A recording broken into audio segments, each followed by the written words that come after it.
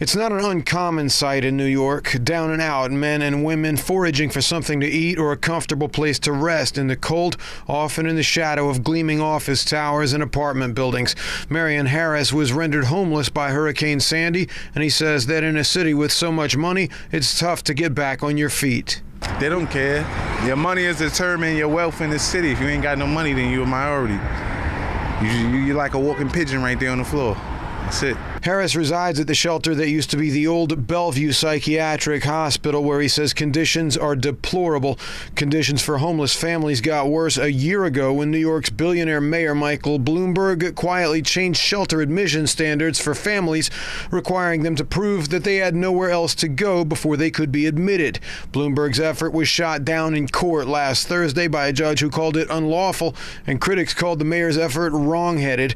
A statement from the Coalition for Homeless called the ruling a victory for sanity and decency, adding that Bloomberg's plan would have had many more people sleeping on the streets and subways in the deep of winter. The Legal Aid Society added that it shouldn't have taken a lawsuit to get the city's homeless services agency to do its job.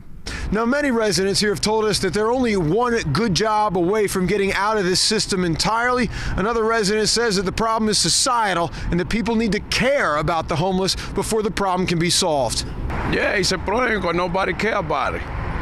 That's the problem right there. Nobody care about it. They say they go do this, that, and never do a dang thing. Some who are struggling say the mayor's the last person they were looking to for help. The mayor, I kind of like you, but you're a billionaire, so hey, you can't help us. According to the Coalition for the Homeless, more than 100,000 different people will spend a night in New York City's homeless shelter program over the course of the year, a number that includes more than 40,000 children. That number, according to the coalition, has risen by 50% over the last 10 years alone.